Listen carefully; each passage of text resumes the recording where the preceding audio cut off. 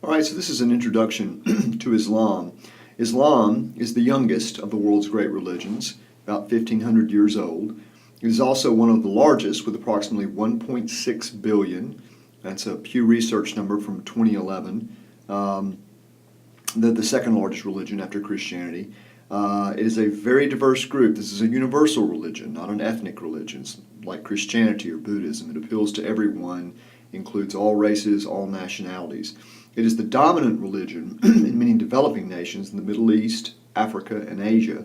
That makes it very important. The dominant belief is that there is only one God, Allah. Allah, al is a Arabic article, and la is God. So Allah means God in Arabic with a big G. It's the God of the Jews and the Christians. It's Yahweh.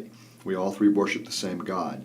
Though Allah has made himself known through other prophets and other times, his best and final revelation, according to Muslim tradition, was to the Prophet Muhammad in the 7th century CE. Some clarification. Islam means submission. It can also mean peace.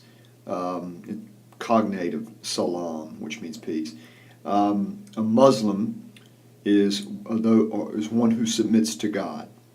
So where are the Muslims? Let's look at the top, in terms of raw numbers, the top Muslim populations in top 8 countries. Number 1 may surprise you, Indonesia. Indonesia is a huge country. It's I believe the 4th largest population in the world after China, India, the U.S. That 205 million Muslims is about 88% of Indonesia's population. Number 2 is Pakistan, the land of the pure. When British India was divided in 1949, it was divided into Muslim and Islamic parts. Pakistan, this 178 million is the vast majority of Pakistan's population. It is mostly, almost exclusively Muslim. Number 3 is India with 177 million. Notice that's only 1 million less than Pakistan. Until recently, India was the 2nd largest Muslim nation. However, that 177 million is only about 14–15% of India's population. But there are just as many Muslims in India as there are in Pakistan. Number 4 is Bangladesh, which used to be East Pakistan. At partition, Pakistan was these 2 non-contiguous pieces, but now Bangladesh is independent. Very different ethnically, linguistically from the Pakistanis, but they are Muslim. And that is the vast majority of their population, this 149 million Muslims. I say vast, it's probably about 90%. But what's interesting about Bangladesh is it's poor, has a difficult time because it's about the size of Alabama, but Alabama has 4 million residents. Notice that they have about 160 million. Number 5 is Egypt. Now notice something interesting. People ignorant of Islam would tend to sort of equate it with, Arabs. This is the first Arabic country I've listed. It is also the most populous Arabic country. So 80 million Muslims in Egypt. That's about 90% of the population. Remember that 10% of Egypt's population are Christian, Coptic Christian, Eastern Orthodox Christians.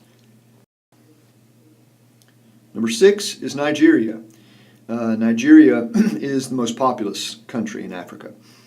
This 76 million Muslims are about 48% of Nigeria's population. About another 48% are Christian, kind of half and half, and it's a sectarian division, unfortunately. The Christians tend to live in the south, the Muslims in the north.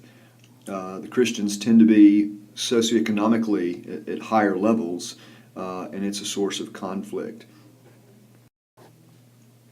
Number 7, Iran, with 75 million Muslims, and that's the vast majority of Iran's population. Iran is also largely, almost exclusively Shia, Muslim. This is the largest concentration of Shia Muslims in the world. We'll talk about that division later. Also, Iran, not an Arab country. They are an Indo-European ethnicity and language. Still, Egypt is our only Arabic country on the list so far.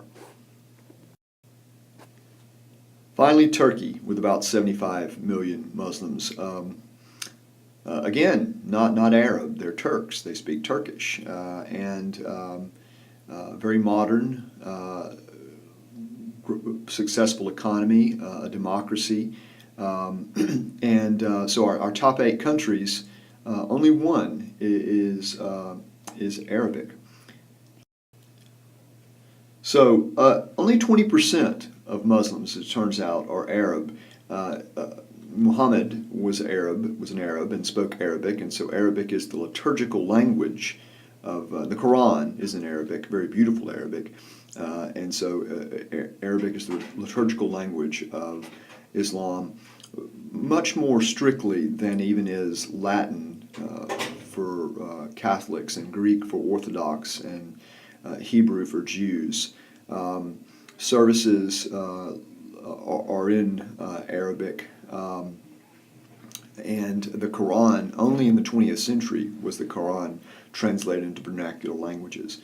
According to Arab tradition, Abraham is the father of the Arab race through his son Ishmael by his concubine Hagar. They're known as Ibrahim and Ismail in Arabic.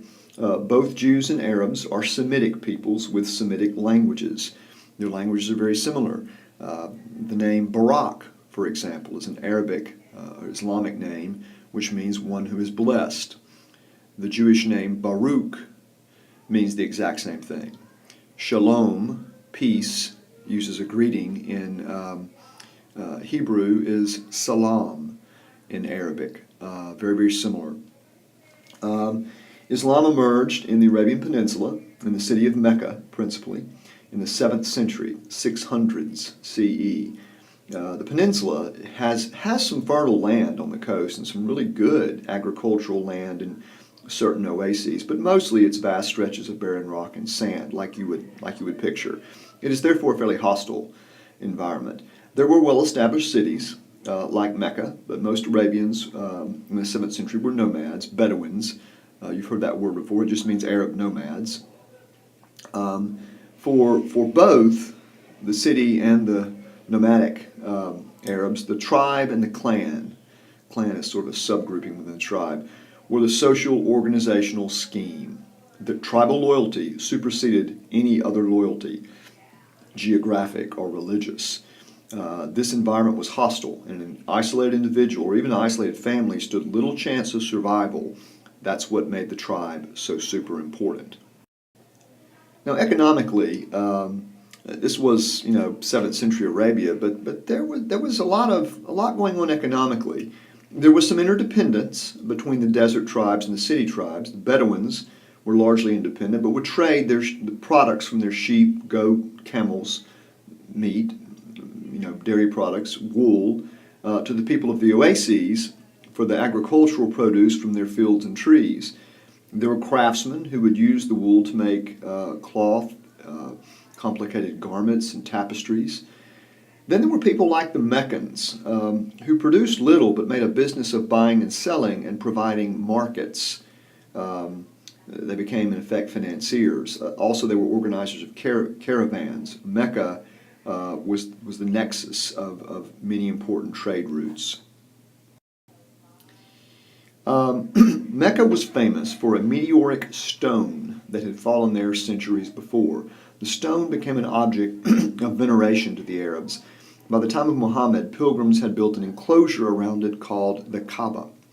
This is the Kaaba, this black cloth-encased building you see here on the left. The Kaaba gradually filled with other relics, images, paintings, carvings. One report claims it even contained images of Jesus and Mary, Orthodox Christian icons. Islamic legend says that the black stone, the meteor, fell from the heavens in the time of Adam and Eve, and that Adam built the Kaaba.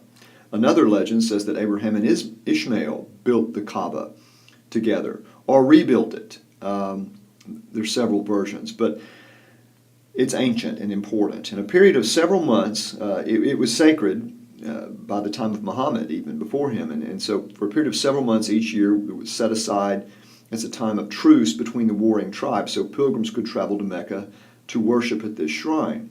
By the time of Muhammad, keepers of the Kaaba were members of the rich and powerful Quraysh tribe, and they derived considerable status from their stewardship of this sacred precinct, also considerable economic advantages. Quraysh, Qureshi, there's other spellings.